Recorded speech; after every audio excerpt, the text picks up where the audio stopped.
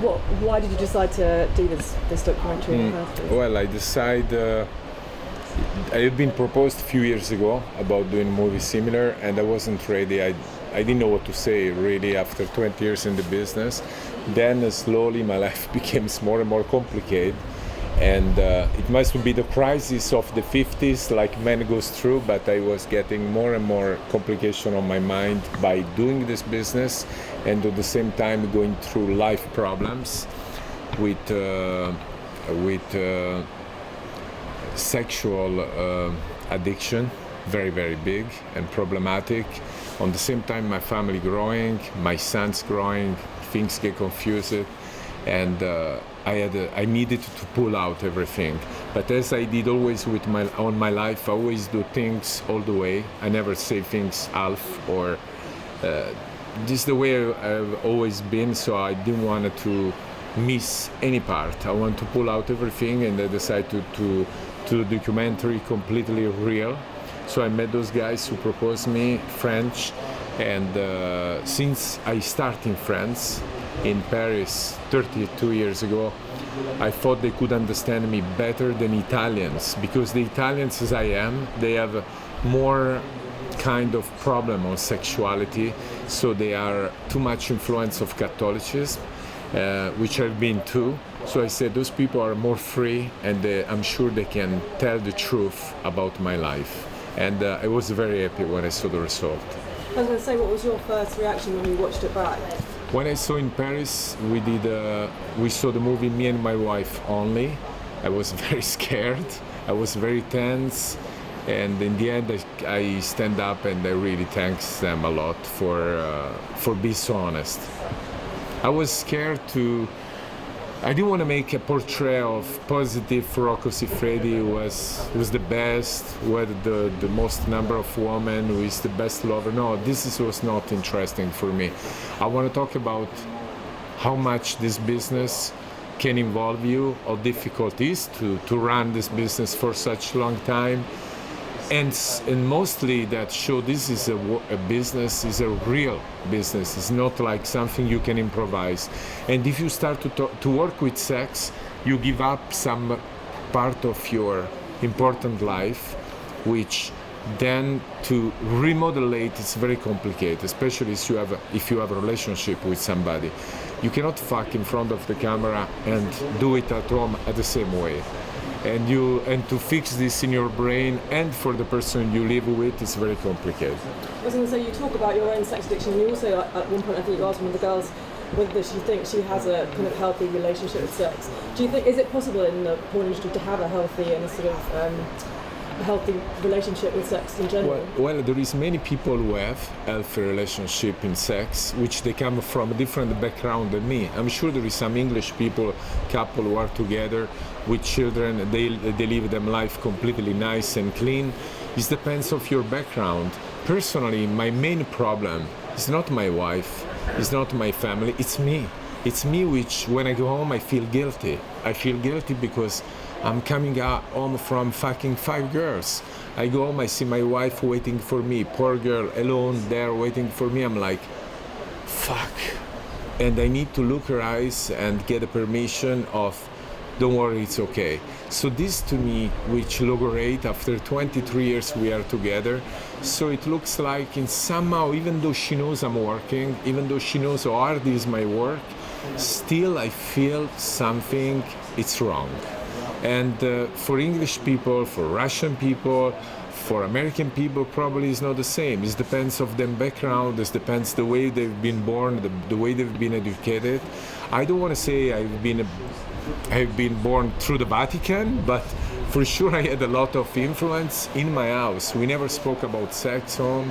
I know for sure when I decided to do this business, my whole family, part of my mother and my father, my old brother, put me on the side. They say, you cannot touch our sons anymore. So it was very strong, very difficult, even though I decided to get to that direction because I knew it was my choice. But I also know I couldn't have family. So the point when I met my wife and I say, wow, I can have family, she's beautiful, she's nice, she understands, she give me 2 children, what I can have more is the best. But at one point, my life gets complicated. The addiction, the boys, I didn't want to show them I'm still acting in front of the camera. So I step out of the camera. As soon as I step out of the camera, I start to go to see hookers, which is not the best way to solve your problem. So I start to get confused. And why I call the devil on the movie the sexuality, because sexuality becomes devil when he tells you what to do. It's beautiful when you use your sexuality for you. You do it things which turns you on. When he takes your body and he slap you in the wall strong, that's pretty painful and makes you really down, and was very, very difficult for quite a long time. Then I have to say lately it's all better because I understood all this, I pull out so much, and I see life in a different way. I had to really pull out so many things. And you also talk in the film about the difference between sex on screen and sex in a relationship, which is very different. But do you think for young boys now, because porn is so readily available these days, compared to when we were children and it may be your dad's magazines, or now it's everywhere, do you think that maybe boys have a weird idea of what women want these days because of the amount of porn? For sure. I make petition, I don't know if you say in English petition, like signature, in Italy, for sensibilization about this matter. We don't do porn, we don't do sexual education with porn. Personally, I think we do sexual entertainments for adult people. So when you have internet access, all kind of young people go to any kind of porn site and they see performance of girls, which today the new pornography is not like before. It's not like having sex. It's like incredible. It's like triple anal penetration. A young girl who see this kind of sex, she's going to say, that's what I need to do. Or a boy which will see this kind of sex say, wow, this is pretty disgusting, because they don't understand what they are doing. Who's going to explaining those young people, this is not sexual, this is not education for them, this is entertainment for people, adult, which has already an idea on their mind, that maybe they get with fantasy some excitation. I always say at one point we need to face the reality, because porn in internet is new, only 10 years, and the new generation is growing up. There is one good part. The good part is the new generation doesn't have our frustration, they know what sex is. So this is the good part. There is one bad part. All the 18 years old girls that come on the set, they do sex like porn star. Is that right or is that wrong? I don't know. Yeah, that's the question. That's thank the question. You so much. I'm not one who can answer. Yeah, I don't think anyone can. But thank you. Thanks. It was lovely to meet you. First of all, how has your experience being in Venice with this movie?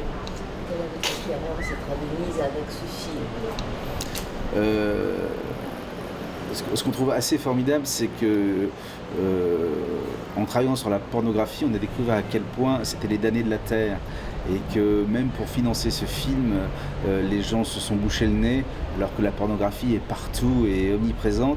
C'est fou à quel point le porno n'est pas chic.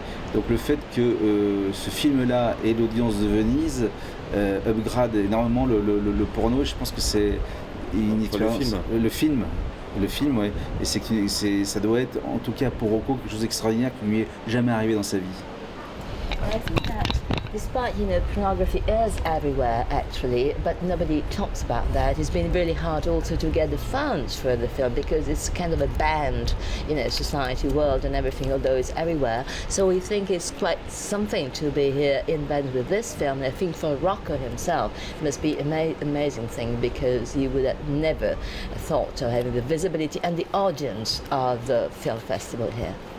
Yeah, and he said some of the appeal for him was the fact that you were French and not Italian. He liked to be looked at from a different viewpoint. What do you think it is about the French way of seeing the porn industry that may appeal to him in terms of Il a documentary? bien dit que vous étiez français, et donc être Sophie fait place française, parce que le regard, l'approche est différent par rapport aux Italiens. Qu'est-ce que vous pensez qu'il y a de différent dans une approche française à ce personnage, à tout ça, par rapport à l'autre? C'est l'avis de Rocco qui est très italien, et qui pense qu'effectivement il y a une sorte d'antinomie dans la culture italienne entre le sexe et la religion. Il pense que les Français sont plus libertins et jugent moins le sexe et peuvent... la grande anxiété de Rocco était qu'on soit là pour être contre la pornographie. Et nous, on n'est ni pour ni contre. On est venu la regarder, l'ausculter, sans vouloir la condamner, sans non plus vouloir faire l'apologie. Et je pense qu'il a apprécié ce point de vue qu'il trouve français, lui, d'un jugement objectif sur le sexuel. I think that Rocco's life is very Italian, it's very typical because there's a dichotomy between religion and sex, which is very typical of Italian people. And he thought, and he probably thought that the French would judge less, would be more libertines, and because what he wanted most of all, he didn't want to be judged, and he feared that we would judge pornography, but we reassured him by saying that we would not judge or praise. We were just there to be as objective as possible, and he really appreciated our very objective approach to the world of pornography. That's what I think. L'autre, alors c'est un point de détail, mais Rocco professionnellement est né en France dans les années 80. Et ça fait une dizaine d'années qu'on lui propose des projets. Il a eu des projets évidemment italiens, le film sur lui, il a eu des projets américains, même un projet polonais. Et effectivement, je pense qu'il a un rapport très affectif à la France. Et c'était d'une certaine manière important pour lui aussi, puisqu'il a commencé en France, de venir conclure sa carrière avec des Français. On top of that, I think that Rocco started off in the 80s in France, right? And for 10 years now, he's been offered projects and films by American filmmakers, Italians, even Polish filmmakers. But I think he has a sort of love, affection for France. So in a way, that's why he felt that. And also because in a way he started in France. And with this film, he may be ending his career in France.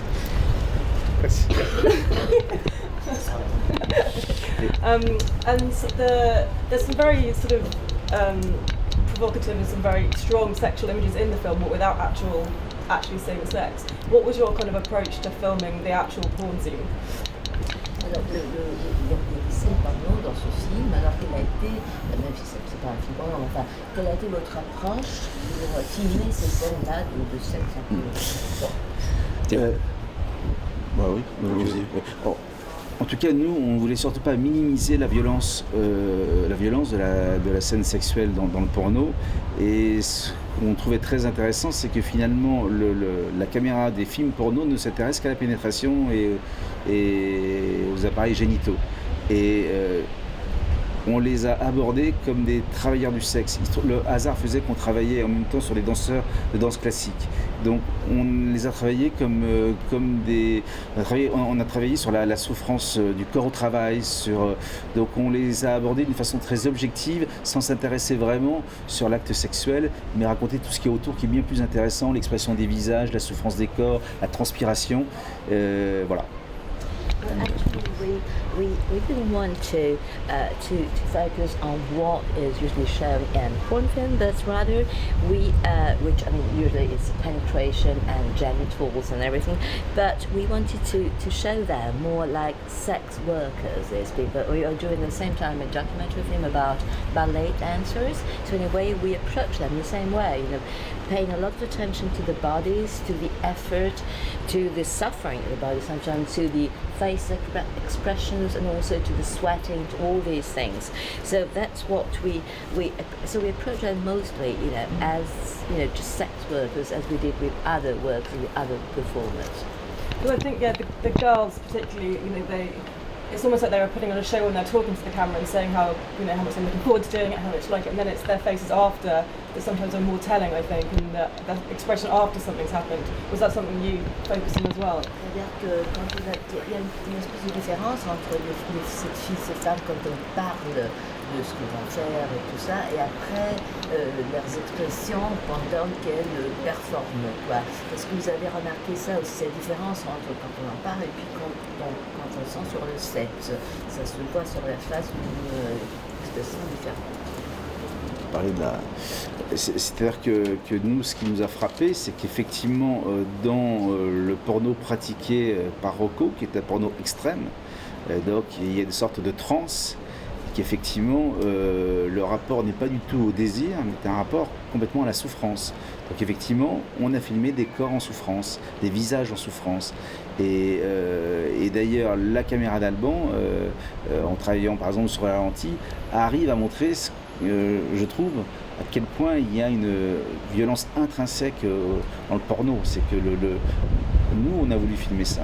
On s'est pas intéressé à la jouissance, par exemple, qui est la chose qui est mise en scène dans le porno avec des faux orgasmes. On est allé chercher plutôt la douleur. Actually, when we see, especially in pornography as practiced by Rocco, which is very extreme, you notice a sort of trance, as if, and in a way we notice, and we also show that these people actually are much closer to suffering than desire. There was a sort of and the camera shows that there is a sort of intrinsic violence in this kind of sex. So rather than showing false orgasms or this false pleasure enjoyment, we would rather focus on the suffering and of the faces, on this relationship to suffering more than desire. And Rocco himself talks in the movie about he very much recognises the difference between sex on film and sex in a relationship. Do you think for young boys and girls growing up now, who it's so easily and readily available, do you think that they struggle to understand what women really want, the men and girls what the men want, because of what they see in porn? Dans le moment que là maintenant, par rapport aux jeunes générations, au moment qu'il y a cette pornographie, ces images partout, est-ce que vous pensez que les jeunes générations cherchent vraiment à comprendre ce que les hommes, ce que les femmes veulent, et les jeunes garçons, et les jeunes femmes, ce que les jeunes garçons veulent? Est-ce qu'il y a une recherche On n'est pas spécialisé de la pornographie. La seule chose qu'on a compris, nous, à l'endroit où on était, c'est que la pornographie, c'est de la transgression. Et plus on transgresse, et plus on cherche un acte limite. Et que Rocco a engendré un sexe, un porno violent, et lui-même est quelquefois très inquiet de l'endroit où va le porno, tellement on ne sait plus quelle transgression trouver. Par exemple, la main dans la bouche raconte bien ça. Elle n'a rien de sexuel, elle est simplement une sorte de limite du corps. Et voilà, c'est ce que nous on a constaté. Ce que les jeunes générations vont garder du porno, on ne sait pas. Nous, ce qu'on a vérifié en tout cas en montrant le film, c'est que la génération des 20 ans rigole lorsque la génération des plus vieux est terrorisée ou effrayée ou atterrée de ce qu'elle voit. Donc ils ont beaucoup plus intégré l'image pornographique que nous. Well, we are no specialists at pornography, so we can't really say, but what we see is that pornography is transgression, and in transgressing, you go for the extreme act, for the limit, right? You want to go all the way to the end. This is what Rocco, generates this kind of violent sex, so that you no longer know where you want to end, because you're pushing farther and farther. For instance, when you see the scene with the hand in this girl's mouth, when she pushes it, this is not has nothing to do with porn, just to show that limits. When pushing, you can really go so far that you wonder which is the limit, which is the end. And and I think that the young people who watch this film may laugh at scenes which older people still may be concerned about. So it shows that younger generation have kind of integrated that much pornography, and so it's kind of puzzling to wonder what kind of limits they still need to reach, because it's going farther and farther. And what was it that surprised you most about Rocco during the making of the film? What did you learn about him? Qu'est-ce qui vous a surpris de Rocco en faisant le film? Qu'est-ce que vous avez appris de lui? Ce qui nous a, nous, quand on a démarré ce projet, on allait voir un mythe, on allait voir le roi du porno. On imaginait effectivement tomber sur quelqu'un qui serait content de lui, et assis qui se reposerait sur ses lauriers.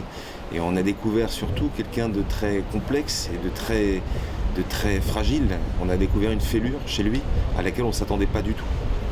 When we went to see him, we were expecting to meet the myth, the king of porn. When we actually met him, we found a man who is tormented, who's torn, between his life, and he's living a very, very deep conflict, who is very anguished, who is not just the king and the happy man you are expecting to meet, but carries the real tear within himself.